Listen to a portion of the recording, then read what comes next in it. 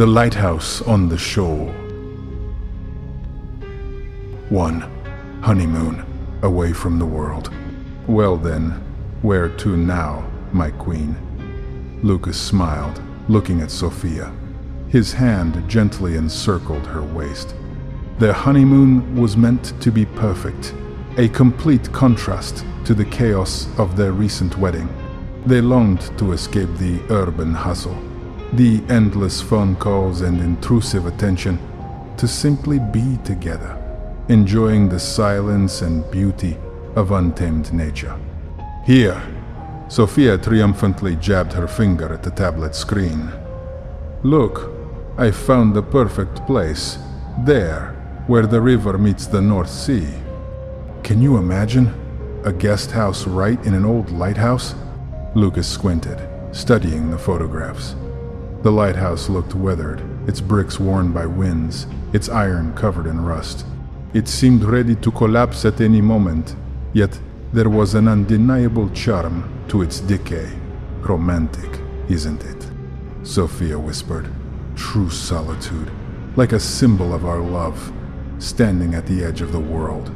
The location was considerably distant from the nearest village, which only intensified their desire to go there. A narrow, winding road along the canal slowly but surely carried them away from the familiar world, leaving behind the lights of cities and the sounds of civilization. Finally, they arrived. They were greeted by Joris, the lighthouse keeper, an old, somewhat eccentric but friendly man, with a face creased by wrinkles like an ancient map. He welcomed them warmly, showing them the rooms and common areas with genuine joy. Welcome to my little paradise, Joris boomed, smiling. The sunsets here this time of year are simply magical, though sometimes the wind from the sea sings through the old rigging. Don't be frightened, it's just the lighthouse singing. Bundle up in blankets. He left them a large maritime kerosene lantern, heavy and substantial, saying, in case the electricity fails, it'll add romance and light. After ensuring Sophia and Lucas were settled, he informed them he would return in the morning with breakfast. From the lighthouse windows, when darkness fell, the dim lights of the village were visible, creating a soothing illusion of safety, though in reality, they were in complete isolation. 2. Idyllic evening scene. The calm before the storm. Sophia and Lucas settled on the terrace at the lighthouse's base. An old table, comfortable chairs, fishing nets and buoys hung here and there, created an unmistakable local atmosphere. The sun was setting over the sea, painting the sky in impossible colors from golden to crimson, while waves lapped quietly against the shore, carrying away the last reflections of day into oblivion. They opened a bottle of local wine, chatted, laughed, made plans for the future. Enjoying complete solitude and romance, nothing foreboded trouble. Only a barely perceptible strange smell from the water. Salty, but tinged with something musty or too alive, and occasionally a low, drawn-out rumble or splash that they attributed to surf or wind, slightly disturbed the idyll. A light chill that crept over them despite the pleasant weather seemed merely a consequence of the sea breeze. They gazed at the stars, anticipating a romantic night in this unusual place. They had absolutely no suspicion of what would happen when they fell asleep. 3. First night. Luminescence in the canal. When complete darkness finally enveloped the lighthouse, Sophia and Lucas were already asleep, lulled by the sound of the surf. But in the middle of the night, Sophia was awakened by a strange glow in the canal. It seemed to her that some unknown lights were slowly moving in the depths of the water, appearing and disappearing like burning yellow eyes watching from beneath the surface. She carefully shook Lucas awake. "Look," she whispered, pointing to the window. "What is that?" Lucas squinted. "Probably just star reflections," he mumbled sleepily, trying to dismiss his growing unease. or some kind of fish, phosphorescing. But even he felt that these moving yellow spots were unlike either stars or ordinary fish. They were too purposeful, too conscious. However, fatigue won out, and soon both fell back asleep, attributing what they'd seen to imagination. 4. Disturbing day. Strange discoveries. Morning brought fog and drizzle. They decided to have breakfast on the terrace, enjoying the view of where the canal met the sea. To explore the surroundings, Lucas went to Joris's shed and found an old, small boat. After breakfast, they decided to row along the canal, then venture into the sea. As they sailed along the canal, the water seemed suspiciously calm. There wasn't a single seagull visible, not one diving bird, which was unusual for such places. Soon they reached the open sea. Sailing a little along the shore, they saw something horrible. On the shoal, among washed-up seaweed, lay a dolphin's corpse. Its body was torn in half, as if by giant scissors, and the remaining part gaped with enormous, ragged wounds, as though it had been ripped apart by something incredibly strong and sharp. It looked as if it hadn't simply been mauled, but deliberately shredded. The air around reeked with an acrid smell. Sophia covered her mouth in horror. What could have done this?" she whispered. Lucas, though shocked, tried to rationalize. Probably a large shark or an orca, but there was no certainty in his voice. The wound patterns were unlike the work of any predators they knew. Nearby, on the wet sand, they noticed strange tracks.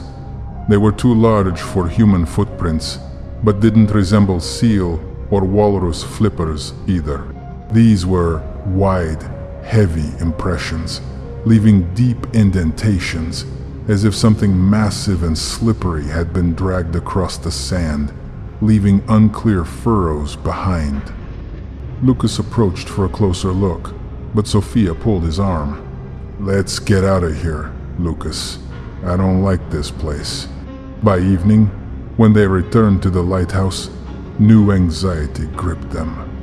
The seagulls, which usually roosted right on the coastal sand or grass, were that evening circling tirelessly high in the sky, making alarmed cries. Then, as if sensing a storm or something far worse, flying away from the sea deep inland. This was uncharacteristic for them. "Are they sensing a storm?" Lucas tried to joke, but his voice sounded uncertain. "Or something else?" Sophia replied grimly, looking at the darkening sea. Their agitation was mounting. 5. Nightmare night. Silent steps of horror. The couple fell asleep in their lighthouse room, lulled by the sound of high tide and the familiar creaking of old wooden beams in the wind. But this time, sleep was restless and brief. They were awakened by different sounds. These weren't loud crashes, but barely audible, wet rustling and whispers coming from below, from the terrace. It sounded as if something large but silent was crawling out of the water, slowly sliding across the stones. Then came light scratching against the lighthouse walls, not animal claws, but something sticky and slimy climbing upward. Sophia and Lucas awoke in terror, listening. The sounds became clearer, quiet, squelching steps on the first floor, wet creaking, as if gigantic, slippery bodies were squeezing through narrow openings. There were no loud screams or destruction, but a bone-chilling sensation of something in humans' presence filled the entire lighthouse space. The air grew heavier, filling with a cloying, fishy smell that was now incredibly strong and revolting. Suddenly there was a dull thud and the crack of wood on the first floor. This wasn't an explosion, but rather a purposeful, powerful effort breaking through an obstacle. Then they heard quickening, wet footsteps ascending the stairs, Panic overwhelmed them. "Upstairs, quickly," Lucas whispered, grabbing Sophia's hand. They rushed to the spiral staircase leading to the upper floor, to the lantern room. Lucas tried to barricade the door behind them using a massive old chest, but it was only a desperate attempt.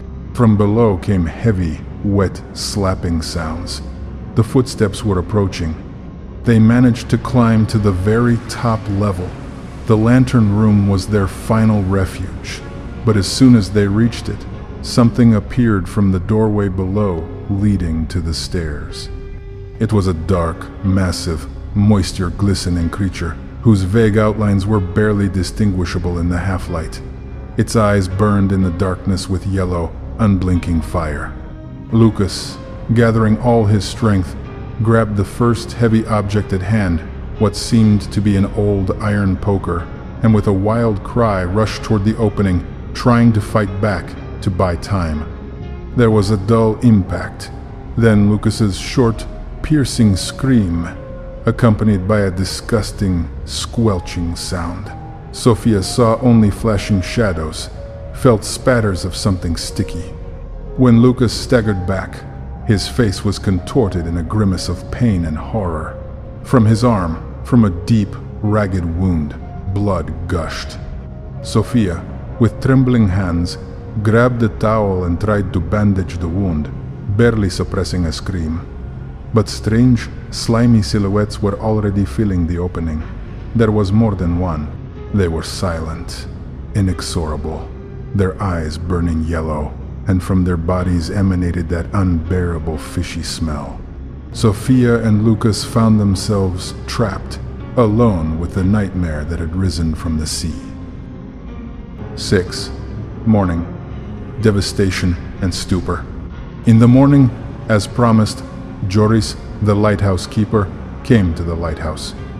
He carried fresh milk and crusty bread, anticipating tales from the newlyweds about their wonderful retreat. But approaching closer, he saw the open door to the terrace. His heart clenched. Then he noticed the overturned furniture scattered across the terrace, like evidence of desperate struggle. Nearby lay the kerosene lantern he had left them, shattered to pieces. Joris entered the lighthouse interior. Chaos reigned. Furniture was displaced, some objects overturned. On the wooden floors, dark, wet tracks were visible, as if from something that had crawled, leaving oily, glistening streaks. He climbed higher, his legs carrying him despite growing foreboding. In his mind flashed an old, nearly forgotten legend of these parts that his grandmother had told him about the others that live in the ocean depths, and sometimes, when their rest is disturbed, or the moon turns red, come ashore to exact their tribute. He had always considered it just a tale for tourists. But now, on the upper floor, in the lantern room, his gaze fell upon them. The bodies of Sophia and Lucas lay on the floor, among broken glass and debris. They were mangled, their clothing torn, their skin covered with deep, ragged wounds, as if inflicted by something with sharp claws or mandibles. Blood had congealed on the wooden floor. But the most terrible thing was not this. Their eyes, Sophia and Lucas's eyes, were wide open, filled with absolute, primordial horror, frozen forever. In them could be read such infinite despair and incomprehension, such indescribable agony, that Joris could not suppress a scream. It seemed that even after death their souls still saw what had taken them. On Lucas's arm was visible a bloodied towel wrapped around the wound, testifying to a desperate attempt at resistance. The air in the room was heavy, saturated with a disgusting, swamp-like, fishy smell that was now almost unbearable. Joris, trembling all over, staggered backward. He knew that this place's secret must remain unsolved. He knew what he had seen, and he would never be able to forget it. The sea and canal kept their secrets,